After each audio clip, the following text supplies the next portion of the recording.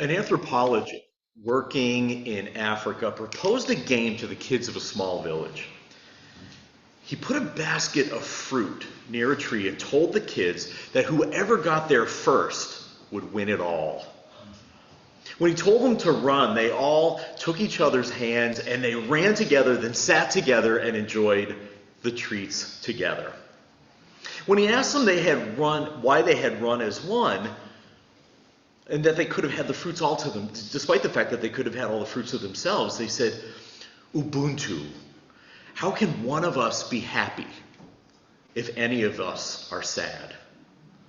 Ubuntu in the Xhosa culture means I am because we are. If there's one message that I hope that comes through most loudly in Unitarian Universalism, it's that we are all one. We are the same. Not just one whole group, not just similar, but I am you, and you are me. And sometimes that's hard to remember, especially in times of turmoil and strife when bodies are dropping and rhetoric is flying and we're all trying not to get hit. And so we gather this morning to remember that we are. We simply are. Please remain seated and join with me in reciting together our covenant.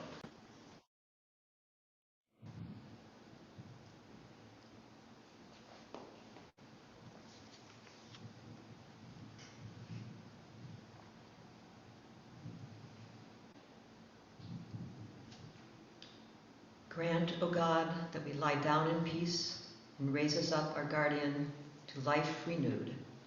Spread over us the shelter of your peace. Guide us with your good counsel. For your name's sake, be our help. Shield and shelter us beneath the shadow of your wings. Defend us against enemies, illness, war, famine, and sorrow.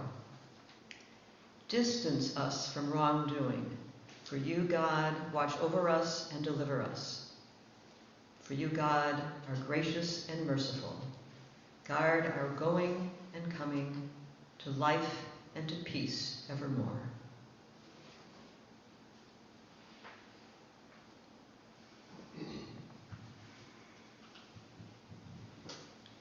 Praise be to the Lord of the universe, who has created us and made us into tribes and nations, that we may know each other, not that we may despise each other. If the enemy inclines toward peace, do thou also incline toward peace, and trust in God, for the Lord is the one that heareth and knoweth all things. And the servants of God, most gracious, are those who walk on the earth in humility, and when we address them, we say, peace. Peace. Peace.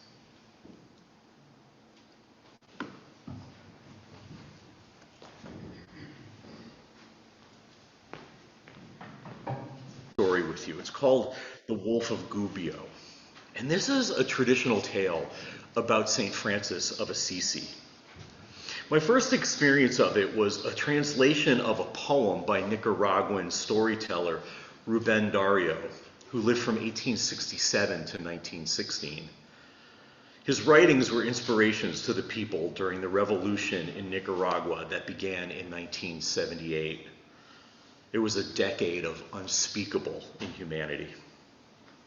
And this is my telling of the story. There once was a wolf living outside of the town of Gubbio, Italy. He was a ferocious, insatiable wolf with huge fangs that dripped blood of the animals and sometimes people that he killed. At night, the air was filled with his howling, an expression of frustration and fury. It said that St. Francis could communicate with animals, so one day at dawn, he approached the wolf. And when the wolf lunged at him, St. Francis stayed still and said, "Peace, brother wolf." Shocked, the wolf stopped and watched Francis in his humble brown cloak. He dropped all his defenses and relaxed. "It's all right, brother," said the wolf. "Tell me," Francis said gently. "Tell me why you live by horror and death. Why do you spill so much blood? Why do you spread so much terror? How can you stand the cries of the villagers when you cause them death and pain?" The wolf was silent for a moment, becoming visibly more humble. He said, "The winters are hard. I'm lonely. Hunger is intense. There's no food in the forest, so I go to the pastures." He paused. "But the blood? I've seen too many hunters chasing down boars, bears, and stags, themselves stained with the blood of wounded animals. I've been deafened by the cries of the animals they have tortured. They weren't hunting out of hunger." Francis acknowledged the capacity of humans to be cruel, especially with animals who are pure of spirit and often defenseless. But he also made a promise. If you stop killing the livestock and the villagers, they will see that you are fed and never again lonely. The wolf extended his paw in agreement, and together they walked into the village. The villagers couldn't believe it. Francis gathered all of them in the piazza and assured them that the wolf would live among them in peace. At first, it seemed like a miracle that St. Francis had tamed the terrible wolf. The wolf wagged his tail and started to make himself comfortable among the villagers. He spent his day watching people moving about, listening to music from the church, and protecting the people. He went into their homes, and they fed him. They pet him like a dog. After a while, Francis returned to Assisi, and a few days later, the sweet wolf returned to the mountain. Within days, he began howling again with fury and rage. Fear returned to the region. Villagers began to carry weapons again, but the weapons were useless against the anger of the wolf. He was more ferocious than ever. Months later, when Francis returned to Gubbio, the people of the village surrounded him, complaining bitterly about the wickedness of the wolf. Sad but curious, Francis went back to the woods and found the wolf in his den. In the name of everything sacred in the universe, why have you returned to terror? The wolf sighed so deeply the air seemed to come from his bones. The struggle was visible in his face. He said, "Don't come close, Brother Francis. I was peaceful in the village and happy to be there, but after a time I started to see in the piazza and in the home so much greed, anger, and abuse. Brothers at war. Spouses fighting like dogs. I would lick their hands and feet trying to appeal to their humanity, but they would hit me and kick me. I tried to be docile and humble, but their sneers burned, and the fury returned as I defended myself. So please, leave me alone in the mountains."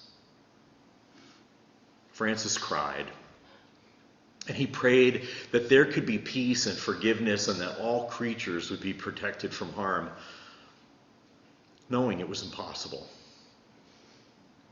But he still had faith, even when things were at their bleakest, that they would get better. Please rise in body or in spirit for hymn number.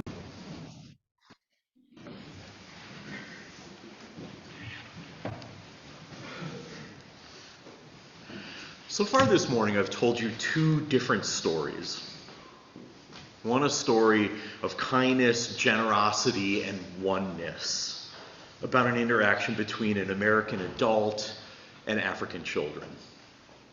The other, an Italian story of cruelty, adopted by Nicaraguans as a metaphor for hope. Whenever I've heard the Ubuntu story, I have figured that the anthropologist has to be from the United States. First of all,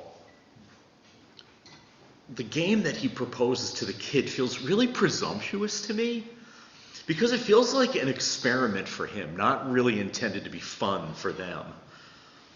The thing that makes me really feel like the anthropologist is American is that the game is built around ownership. The winner takes it all and the loser gets nothing. It feels so rooted in capitalism, not cooperation. Capitalism is about what we have and cooperation is about how we are together. But the kids make the game into something that makes sense to them. They make it cooperative. The American really has no business intruding, taking charge, trying to control the outcomes. But we all do it all the time. It's kind of the American way, isn't it? Our government has interfered in other sovereign governments for almost as long as we've existed as a nation. So we tend to think that we have the right to show up to help in any way that we want, or just state our opinions freely, even when we don't know anything about what's really going on. And yet the lesson taught by the kids in that story, the moral of the story of Ubuntu really matters. I mean, wouldn't it be great if that's how it really was? If everywhere we were concerned about the good of the community all of the time? Of course, if there's one thing we know, it's that it's a lot easier to get along when we're all pretty similar. Communities tend to be more harmonious when everyone is of the same race, religion, and wealth.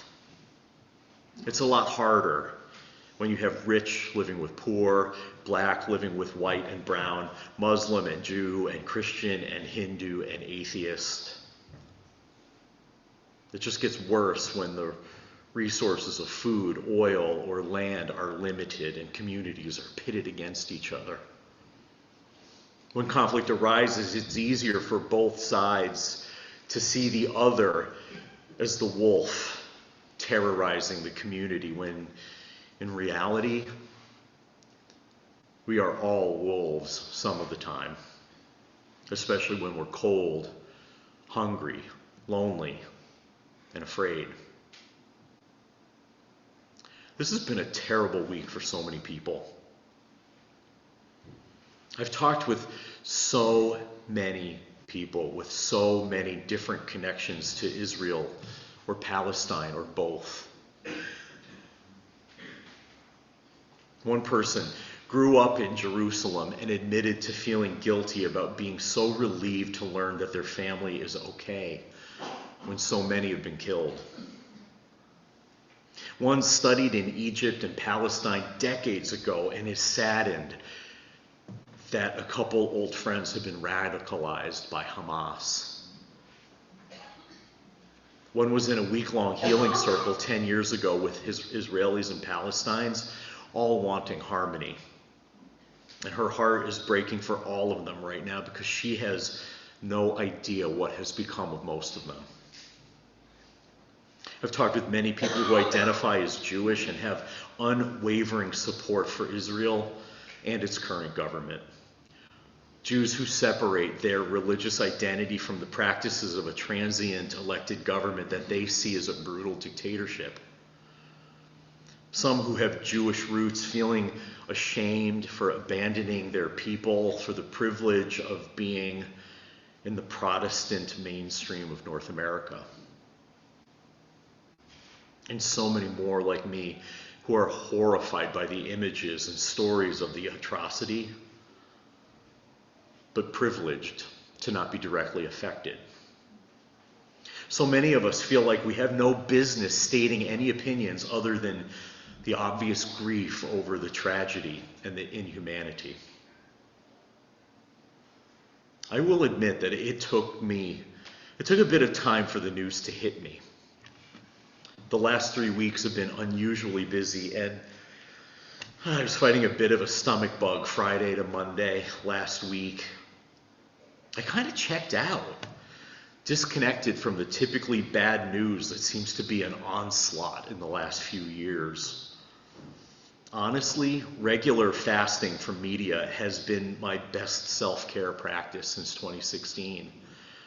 Fasting from media for a few days at a time now and then allows me to sleep and exercise and eat healthfully so that I don't turn into the wolf of Gubbio, frustrated and furious about the cruelty of the world. Last Sunday and Monday I slept.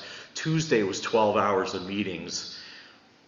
I didn't really start to absorb the details of the terror in Israel and Gaza until late Tuesday. Wednesday, it started to occur to me how much I'd missed.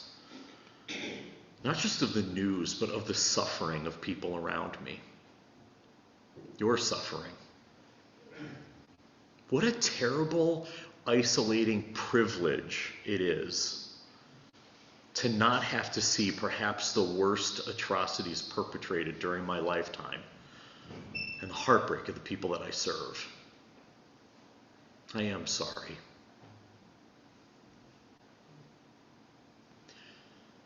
Through all of these conversations and news stories in the last few days, the thing that comes through is that everywhere there is anger. Everywhere there is fear. Everywhere there are shock and disgust and a compelling desire to just turn it all off because it is too hard to face the reality of who we are as humans. It's hard to not become our fear. It's hard to not become our anger. Fear and anger can become who we are. They become our identity.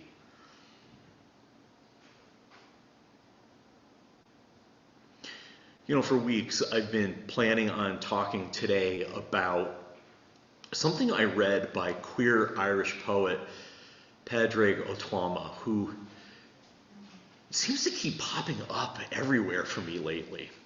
He wrote, "In Irish, when you talk about emotions, you don't say, 'I am sad.' You say, 'Tá born orm.'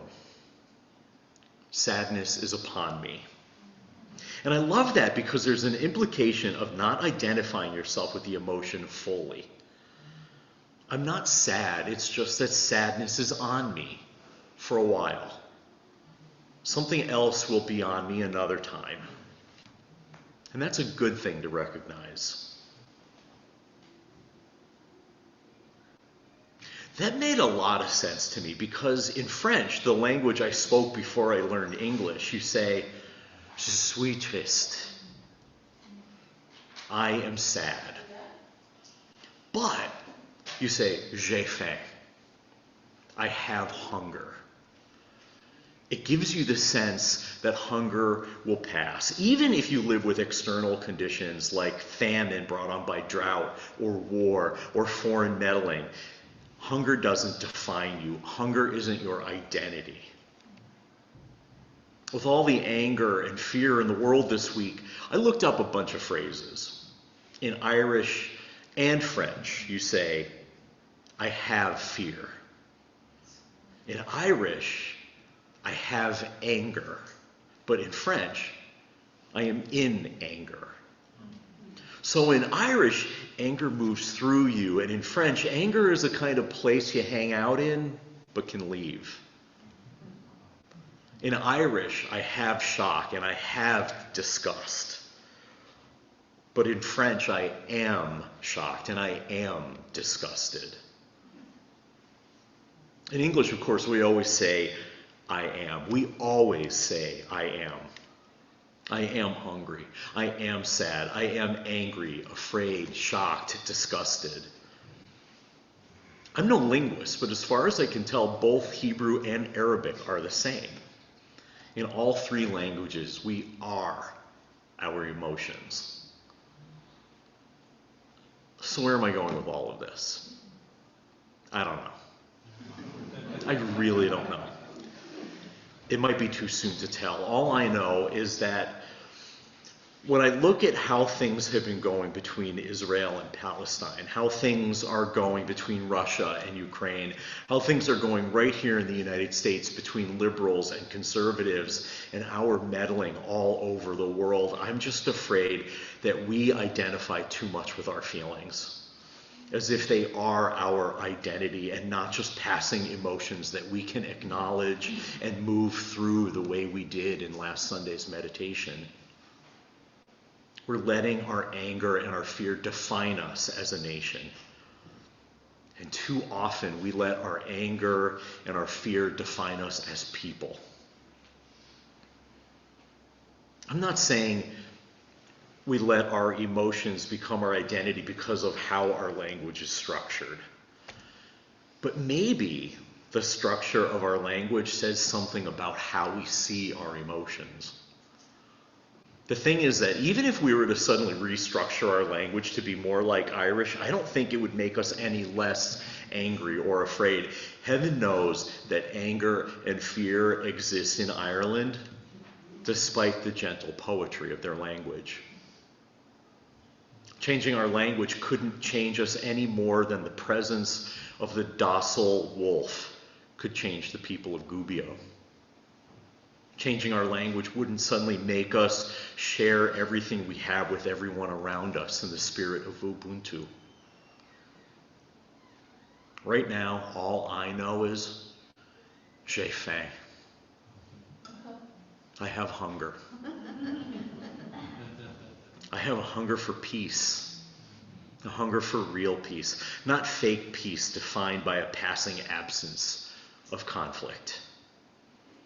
I have a hunger for connection, real connection with real people, where they are, as they are, not as some kind of expression of who and what I need them to be. Do you have a similar hunger? I want you to tell me about it.